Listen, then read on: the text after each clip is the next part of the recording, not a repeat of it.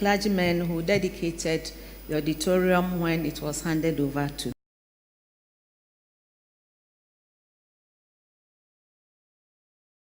for you also to join other clergymen to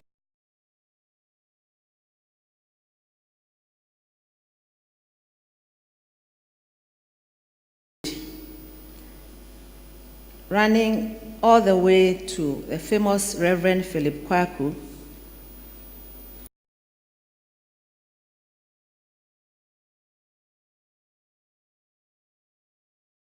Reverend Professor Emeritus Canon John Samuel Pobee was educated at the Saddle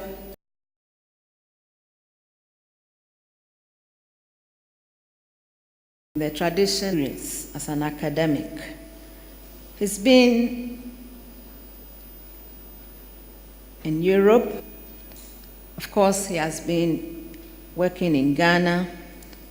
He has been to US, many monographs, edited books, and so on. And as a churchman, he has been Vicar General for the Diocese of Accra, consultant to 3 Bed Conferences of Bishops.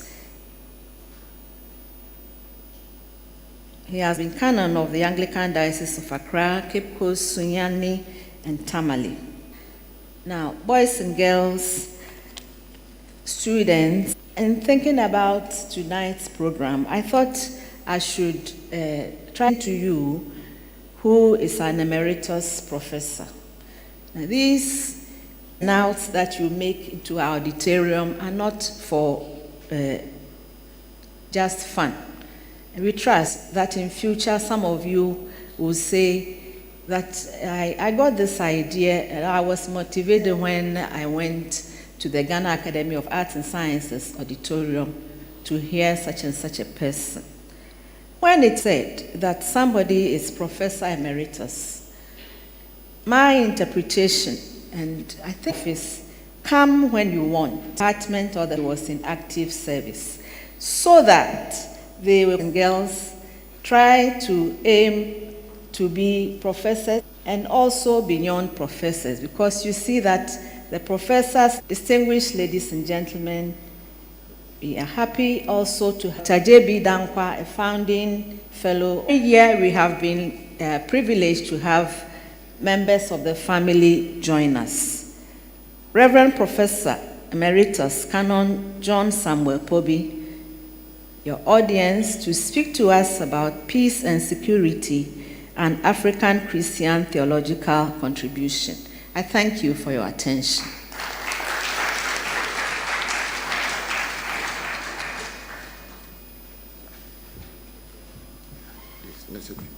Okay.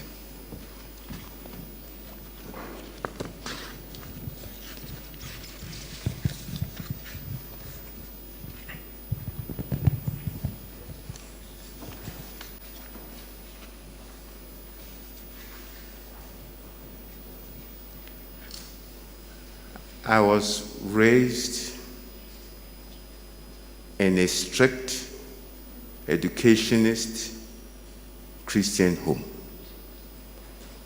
And they taught me that it is bad manners not to greet people when you see them for the first time. And that in that strict home, if you didn't greet anybody and it was reported to them, you got canes. So even if they dead and gone, that is in me. So I better start. I salute you. And in Cape Coast, where I grew up, if you go to a room and you don't greet people, they will say, he doesn't even recognize us as human beings. And they will go and report you to the family, and you know what you will get. So I'm being faithful to my parents. And there are some people here, spiritual people, if I don't do it, they'll go and report me there. And tonight I may not sleep very well.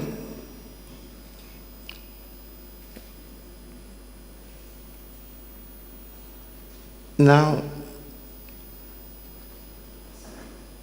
the announcement said some people have contributed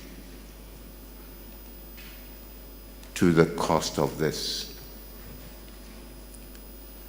And I'm most grateful to them. But I want to talk of two.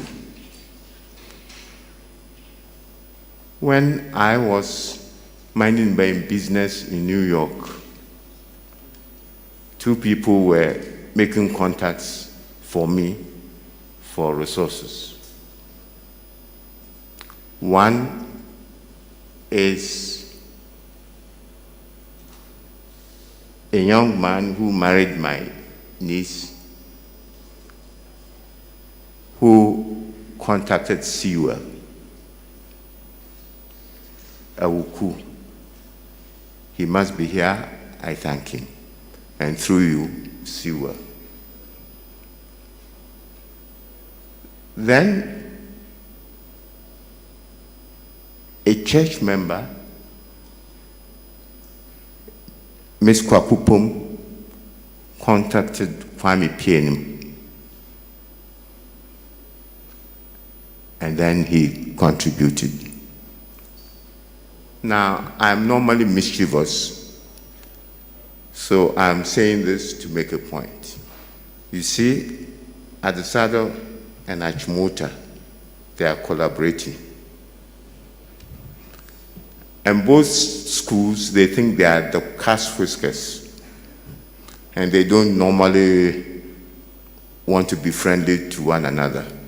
But on this occasion, they found it necessary to collaborate. And I think they found a meeting point in Danquah. Danquah wrote a poem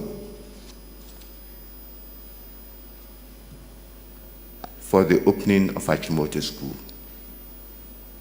And I have the text here, but I want to save time. But he was also one of the first board members of Adesado College. So in spite of our rivalries, we have a meeting point in Danquah. Danquah, the unifier. But that poem he wrote had much on Ethiopia. And Ethiopia, you remember, is the language our forebears used for the liberation of Africa from colonial rule. So in that course of Africa's liberation, Adesado and Achimota could collaborate.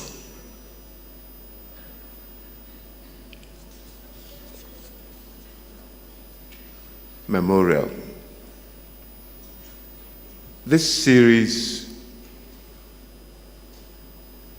called JB Danquah Memorial Lecture.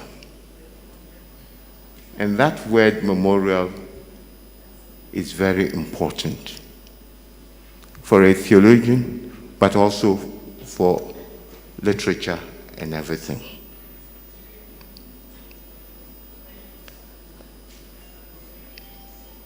When I was appointed associate professor by the University of Ghana, my parents called me home. And they insisted I should go alone. Normally I go with Professor Lane, now blessed memory. But they said, no, this time come alone. So I went. And when I went, they said, the news of your promotion to associate professorship is good news for us.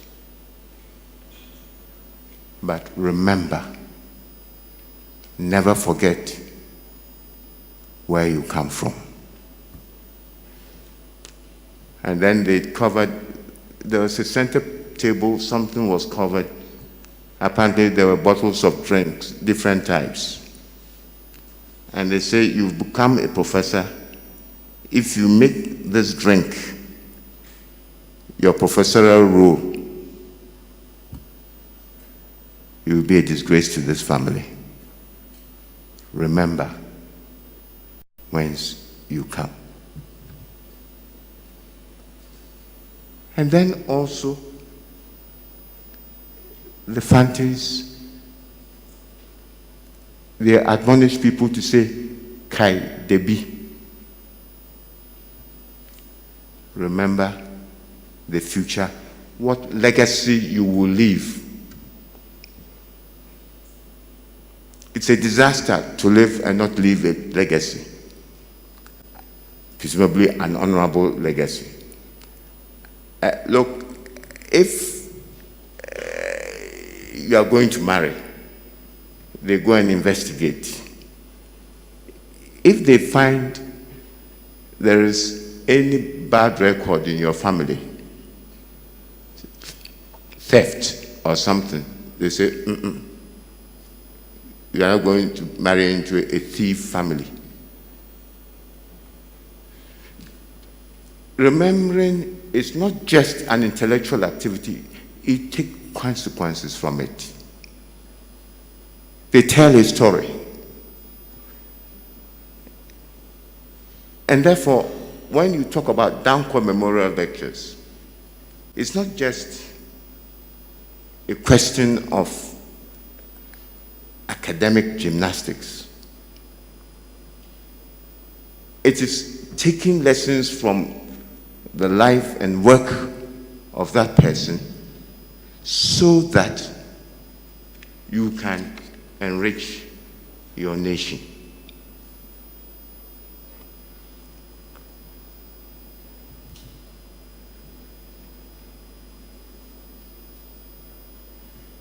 It goes with a challenge to follow Danquah's example. Standing at this podium on this occasion, I remember my encounter with Dr. JB Danquah at the home of my mentor, Reverend Professor C.G. Baita. In my first year at the University College of Ghana. To cut a story short, a long story short, when it was time for me to depart, I went to take leave. And then he took my hands and he said, "What's your name? I mean, how are you called at home?"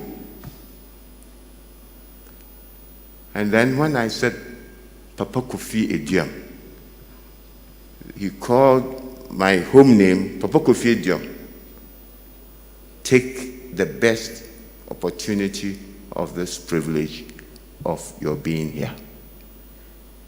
And then he said, "One day, you may succeed." And then he pointed to Baita and called him an old man. At the time, he wasn't an old man. He said, "You may succeed that old man." And then said, "Indeed, us." Now, when I look at my life, that I entered the chair that Baita used to occupy, Professor and Head of Department for the Study of Religion. When I consider my role in the ecumenical movement, Baita had gone there before. Missiology, Baita had gone there before. Obviously, of all the things that we've said about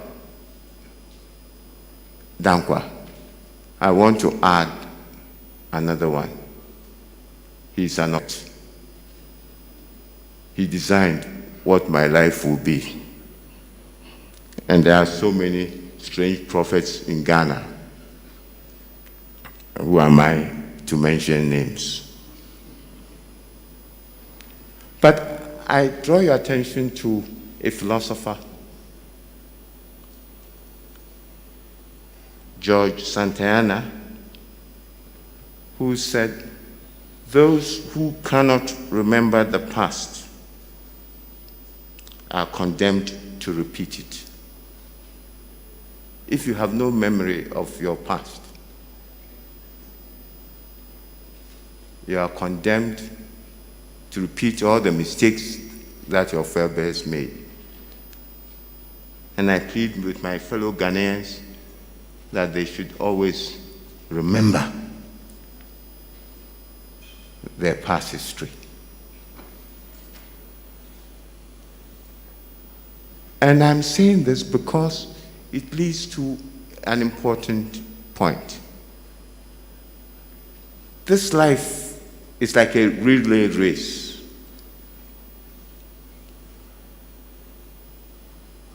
Danquah's generation was there, they did their bit, they've moved on. Others have taken over. And just not to follow the facetious comment I made about Adisado and Ashimota, at this time I will quote from Adisado School Ode. It says, "Others have labored, we share their glory, ours to do exploits and add to their gain. We are in a relay race. And when we remember our forebears, we are trying to take the baton from them and run." So I hope this series would jog us into remembering the example of our forebears so that we shall finish the race successfully.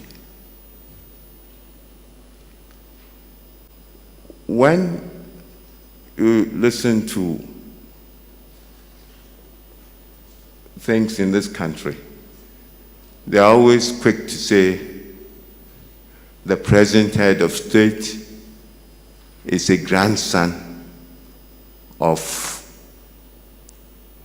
Danquah. Fine.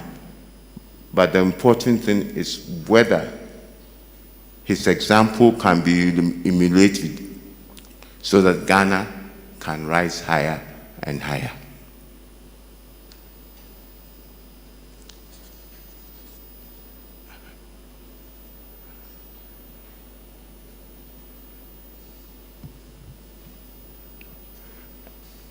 Now, I want to quickly turn to Danquah's story so that today I will map out the contours of his life and contribution. And then tomorrow I'll be building upon that. For the publication, I have put his picture and this following inscription: Dr. Joseph Kwame Chiritwe Boakye Danquah, 1895 to 1965, lawyer, philosopher, doyen of Gold Coast politicians, scholar researcher into social, economic, political life of the Akan, poet, novelist, dramatist, journalist, Presbyterian Christian. And you heard me a few minutes ago say he was an authentic prophet. Danquah was a man of parts. And now, allow me to try and map out some of those areas.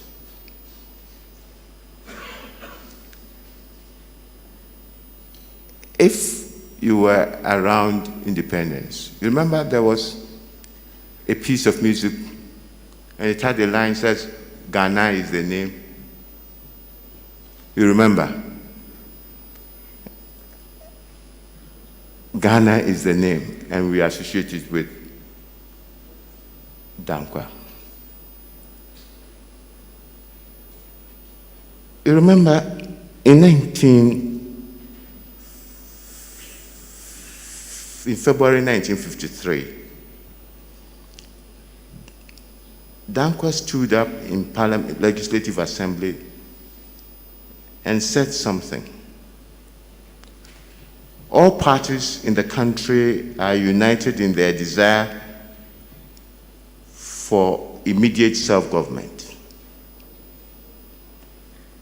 so that by March 6, 1954, we should see the end of the bond of 1844,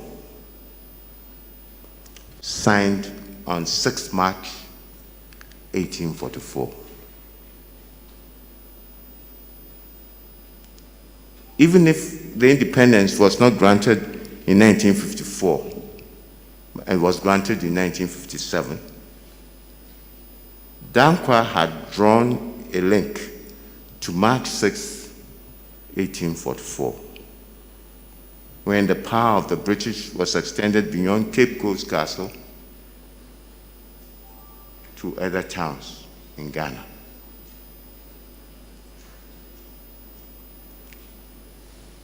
Ghana is the name. And he did research and discovered that ancient kingdom of Ghana. And the interesting thing is that his political nemesis, Kwame Nkrumah, could accept that research, so that at independence we were called no longer Gold Coast, but Ghana. Ghana is the name we wish to proclaim. The second thing I would say about Danquah, I heard it drinking from our own wells. When I was an undergraduate, I was put to reading 2 books published by Danquah. A Cant Doctrine of God, published in 1941. And then his ancestors, heroes, and God, the principles of Akan Ashanti, ancestor worship, and European worship, 1938. Now, at that time, the books we were using were written by Europeans with their own epistemology and hermeneutic. So our story was sieved through their thinking. And Danquah was the one who wrote from the African heart. And that's why I said drinking from our own wells. And I think it's important because many a time we just unblock the fabrications from foreign lands, and things just don't gel properly in our context. And therefore, Danquah was one of those who tried to help us to drink from our own wells so that we can be authentic Ghanaians, not pseudo-Europeans or any of those things.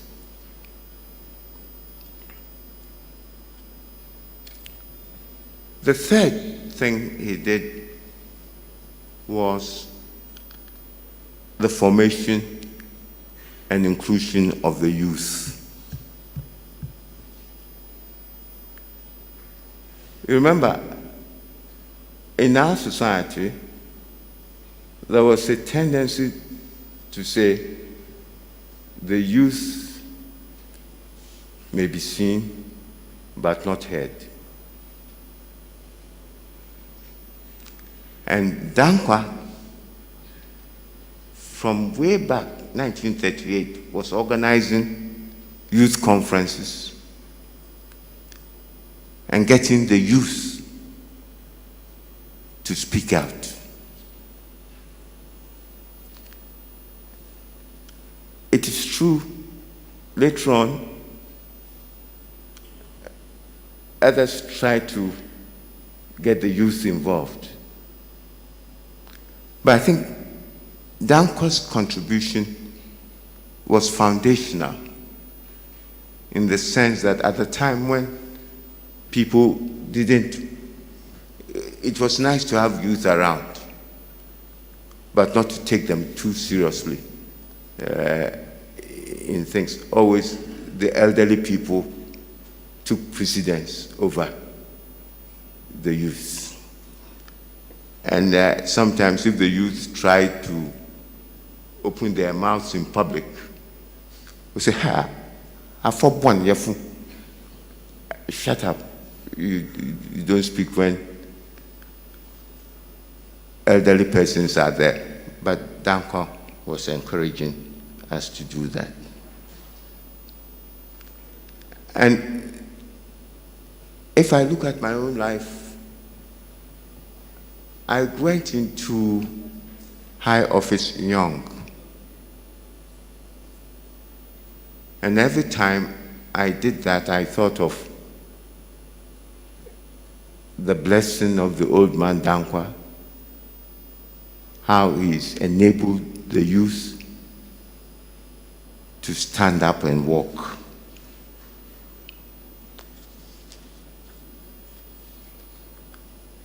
Danquah and higher education.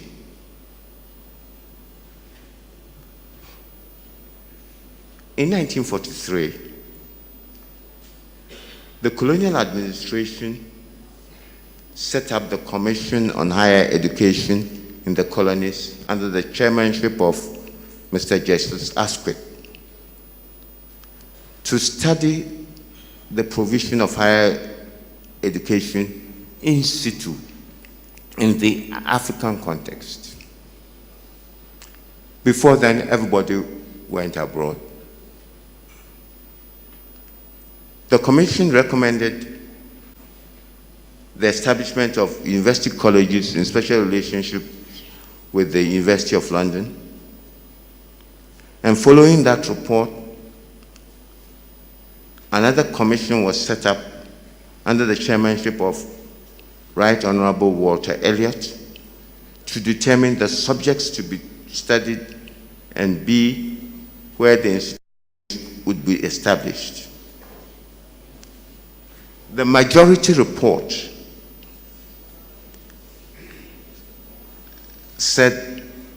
suggested 3: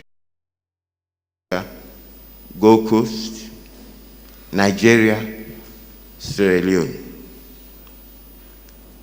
The minority report suggested one university for the whole of West Africa.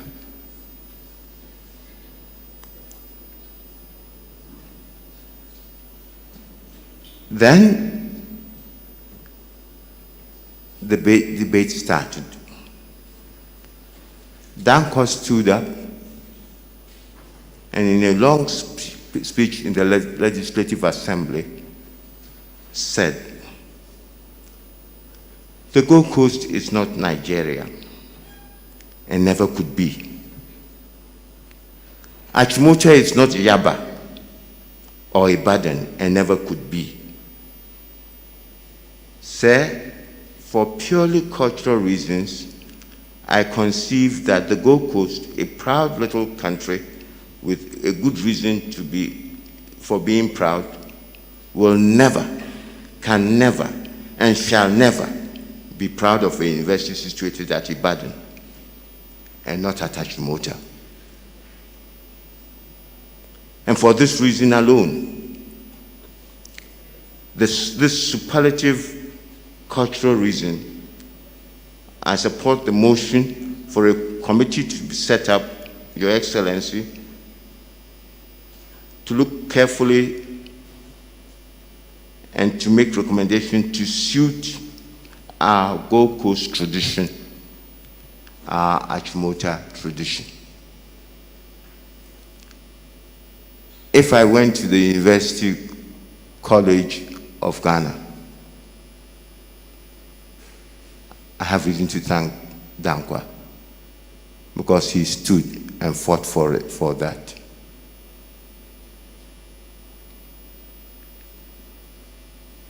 What I like about his argument, remember he talks about superlative cultural reason.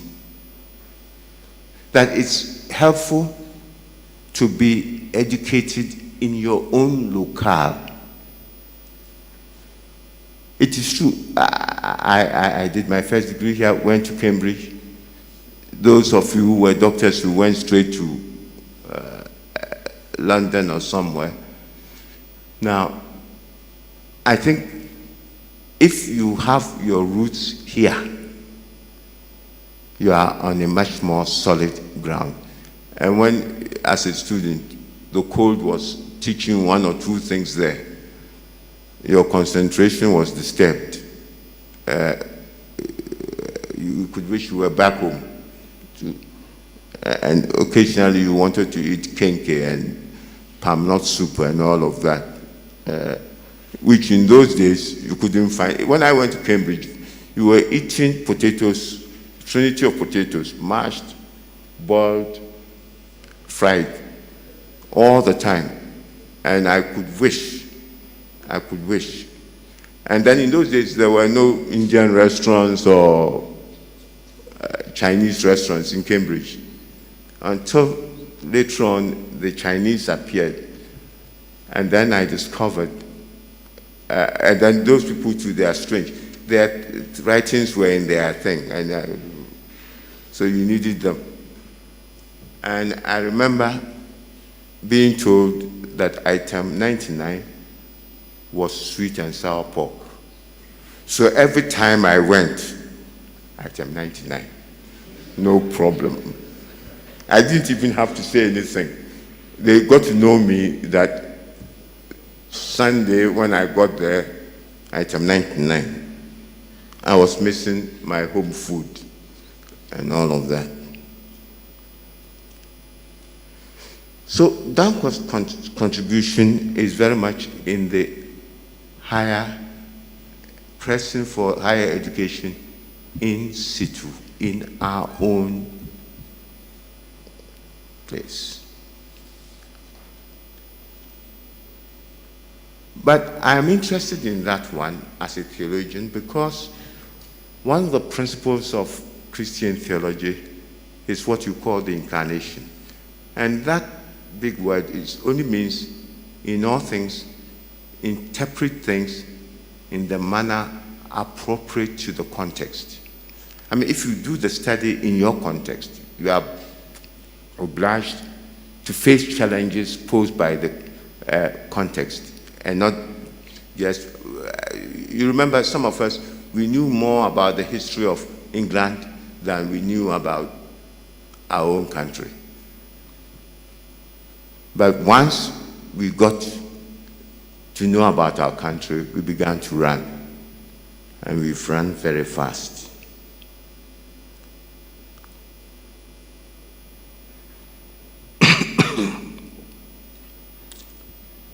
Now, I want to say,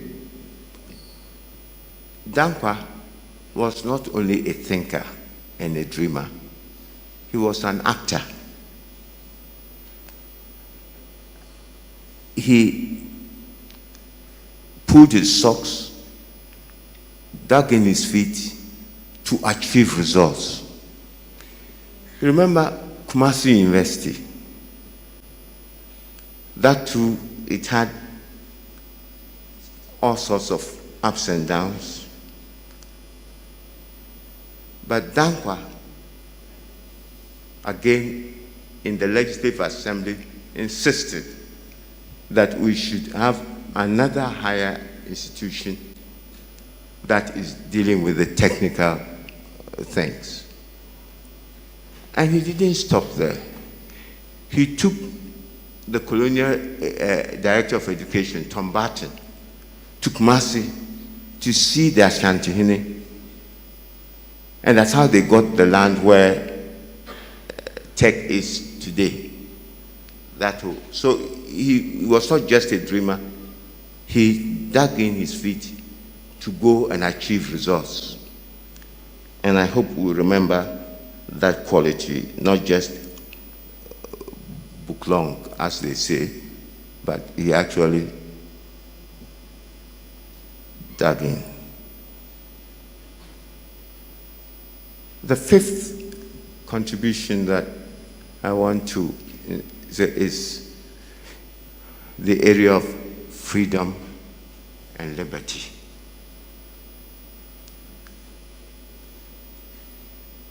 Freedom was the language Dr. Kwame Nkrumah preferred. And you know, it's come in our national motto, freedom and justice, the Freedom Act,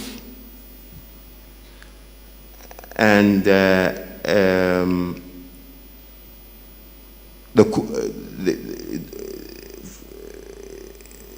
yes, I've mentioned the coat of arms already. And when he used the word freedom, he meant political freedom, which is complete and absolute independence from the control of any foreign government. B, freedom means democratic freedom, freedom from political tyranny.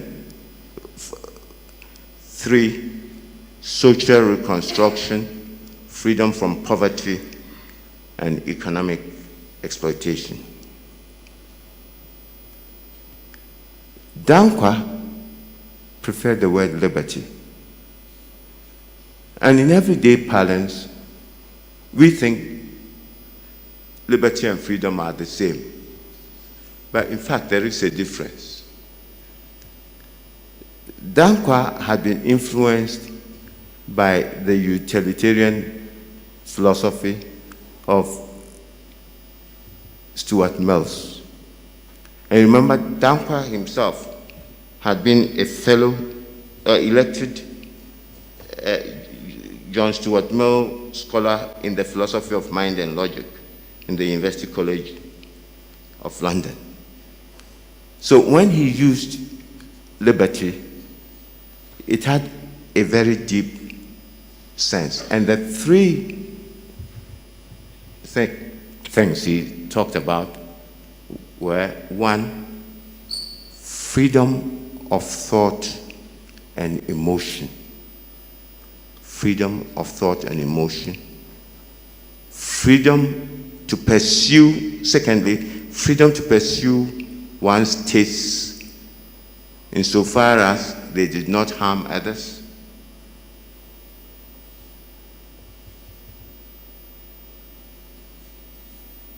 And 3, freedom to unite as long as it involved others who are of age. And I think that debate continued for a very long time, and we've never really come to a conclusion on that. But in terms of his liberty comes the whole area of the habeas corpus.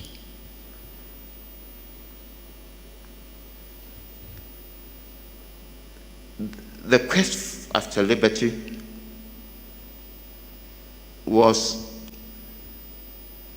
a peg on which peace and security may hang. And it earned its place in Ghana's story in the famous case of Akoto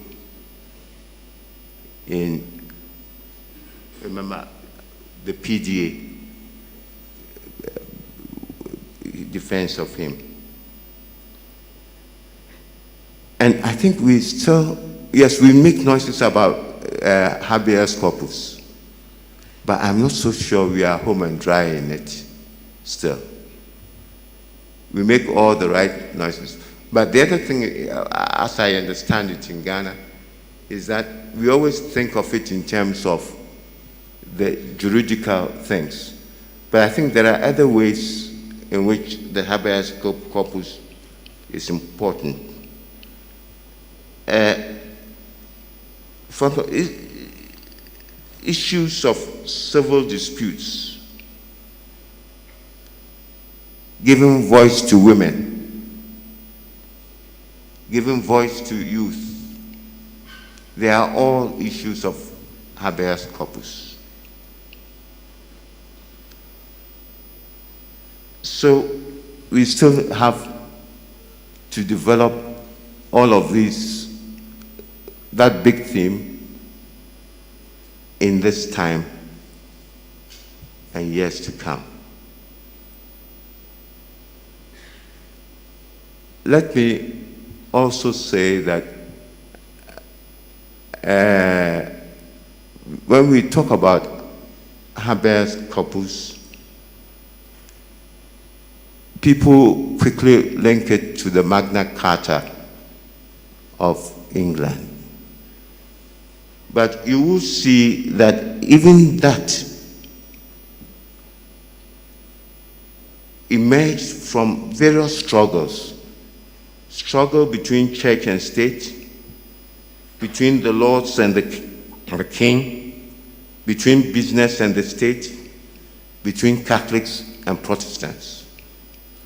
So the genesis of it alerts us to the possibility of diverse and various emphases in the one concept and one thesis. So I always plead that we shouldn't draw the origins to one source.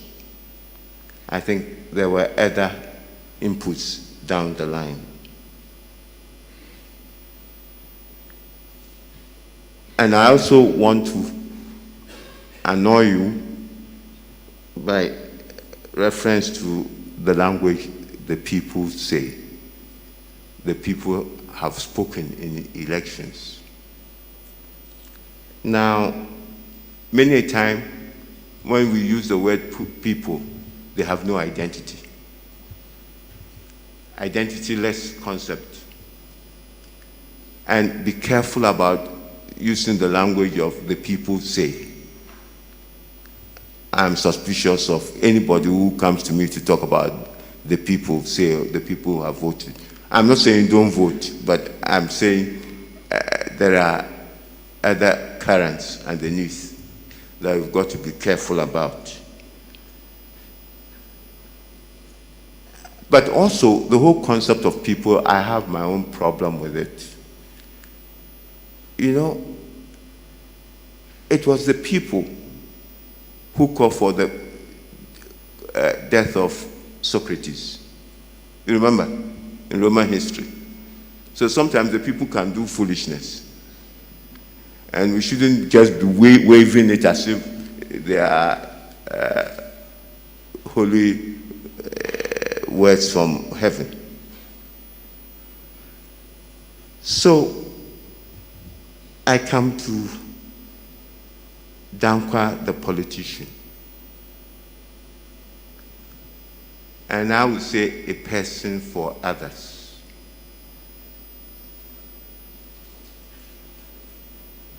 He was a visionary,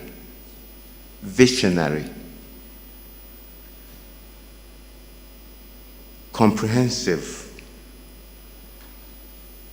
One stream was when he got involved with the cocoa farmers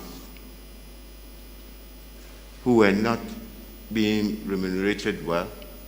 So in fact, they put all their beans in their backyard. And then Danquah went in, organized them, and because of that, this was in 1930 and 1940, and then wrote things in the Ghana newspaper. And they was given the title Ekwafu Kanea, Light of Farmers. And then also,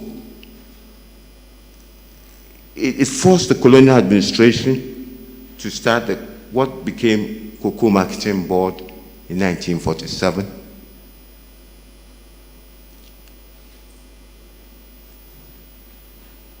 And later on, he was on the board of CMB, Cocoa Marketing Board.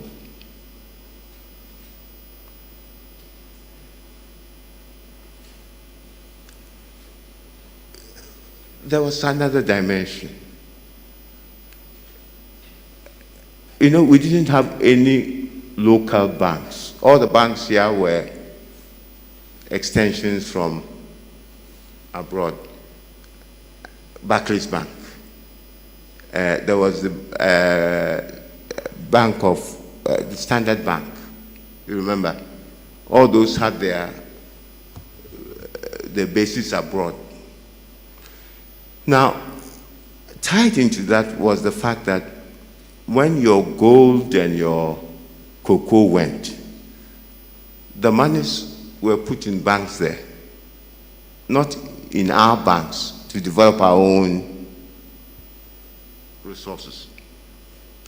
And Danquah took it on. And the result is that down the line, in 1953, the Bank of the Gold Coast was established as a bank where farmers, traders, and businessmen did transaction, saving, and borrowing. And then also, as part of the political steps, at the invitation of Watson Commission, Danquah provided a basic constitution of Ghana land. And that fed into the later discussions. So he did a lot from different angles, different inputs.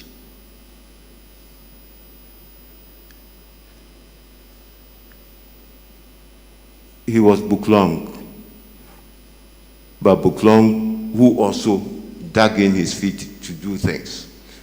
So I would urge you never to allow anybody to discourage you calling you Buklong.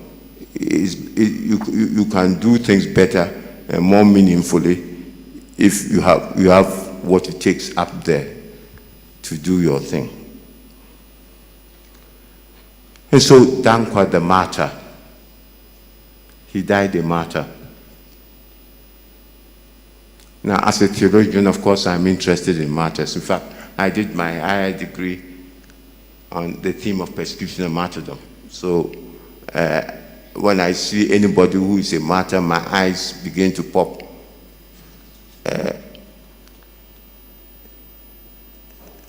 And any martyr is to be respected.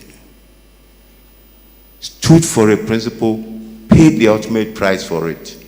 And remember, although he invited Nkrumah to come in, finally when they parted, he was put in detention twice under the provisions of the PDA, Preventive Detention Act, and died in prison. He was a martyr, and I take martyrs seriously. Now, here am I, a theologian, talking about a politician. Why am I not talking about Jesus Christ or Muhammad or somebody else, but I'm talking about a politician? What he did has contributed to what I have become. You know, I said I went to Cambridge from the University of Ghana on the program of native faculty development. Remember when they started, it was all white people. But Danquah had pushed them to have this program. So if you took a good degree, you went abroad. So in a sense, I am also a beneficiary of Danquah's wisdom. And I have no reason to regret for speaking about him on this occasion, because he did something from which I did benefit. And so, there is another dimension. When you talk about politics, people only think in terms of power.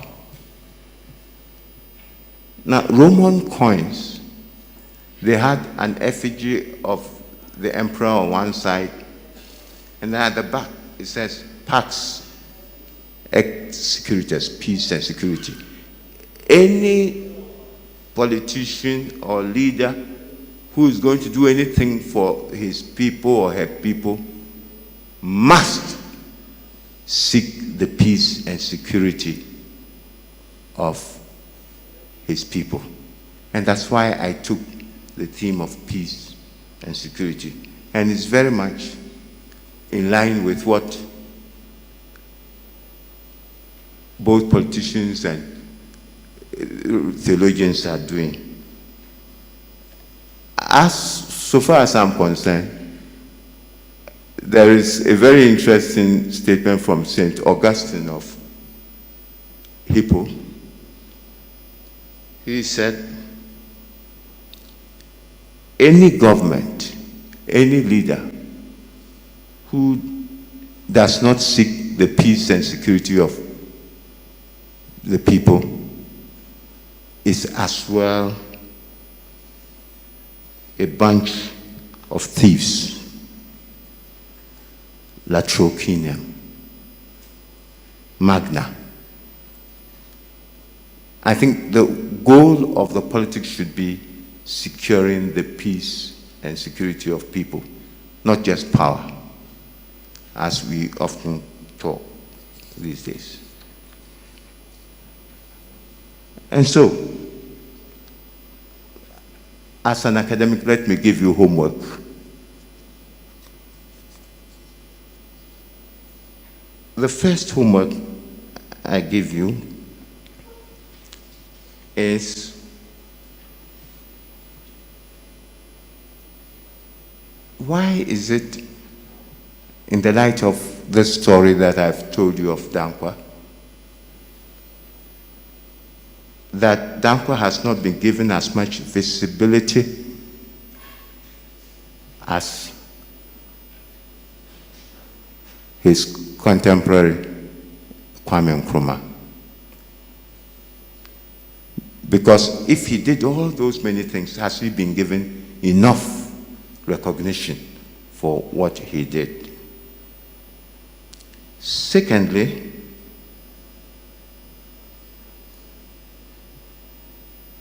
what are the implications of the lessons we've drawn from Danquah for making Ghana the paragon, paradigm, and non-parallel of social solidarity, true peace and security?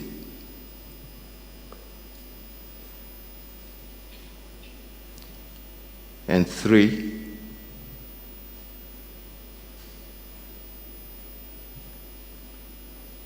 if you hear anybody making song and dance about the lineage of the current head of state, you say it's not enough to draw a lineage. It is important to build on the work that Danquah did. Because I fear in this country we are always running our mouths about, successor of this. And you see, we are always saying this party is in the Buzia Danquah tradition. But whether we do anything with it is another matter. So don't encourage people to just be running their mouth on connections or anything, but to think through what they are doing. Tomorrow, I propose now to become a theologian, but I will talk theology of the people. I'm not coming here to use any strange words. I don't want to get on the wrong end of the lawyers there and the judges, because they can teach me a thing or two. Thank you very much.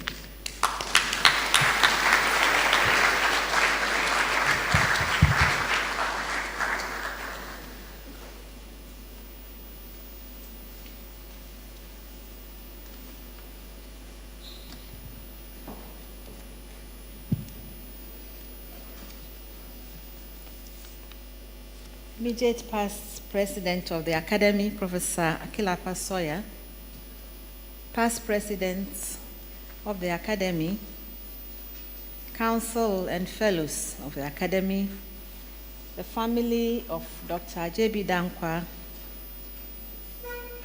Your Excellencies, Most Reverend Justice Akrofi and other clergy,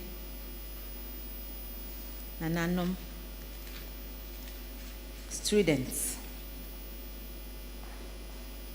We have the presecants, don't we, in your blue shirt with a distinctive Presbyterian logo. We have Awegehe, we have, is this St. Mary's? Accra Girls, well done. And we have ATTC, the usual group. Thank you for coming. Well done. Distinguished ladies and gentlemen, here we have had a thorough history lesson, and I will not dare to try to summarize. But what I took from this lecture, one of the things is Dr. JB Danquah is a man of many parts. That's one of the things our speaker said. Dr. Danquah, the man accredited with drawing the link between the bond of 1844 date, the 6th of March. Boys and girls, you will note that, won't you? I'm learning it. I'll keep it at the back of my mind. And I will surely bring it up to whoever I consider to be ignorant of the fact, just to show that I came to tonight's lecture. An authentic Ghanaian who wrote from the perspective of the local man, mobilizing the youth. Very interesting. At a time when the youth or young people were supposed to be seen and not heard. The fact that the people of this country have Dr. Danquah to thank for his vision in championing the need to establish a university college of the Gold Coast. And from that has come a premier national university, the great University of Ghana. You have to have gone to Achimota to be a vice-chancellor at that university, believe me. Distinguished ladies and gentlemen, I believe we have had a very fruitful evening. Anybody who missed this without a valid excuse has made a big mistake. If you know of such a person, we are giving them dispensation. They can make amends by attending tomorrow and also on Wednesday. And we see here our speaker. Thank you very much. Here is somebody who was speaking from first-hand experience, not from book knowledge. He knew the man, Dr. JB Danquah. He interacted with him. He has paid tribute to him as a teacher's compensation, reward, and I believe that Dr. JB Danquah is receiving this reward in heaven. I'm sure he received, as some of us are doing, some of it here on earth as teachers. So he has been speaking to us. Thank you. From first-hand experience, let's thank the speaker.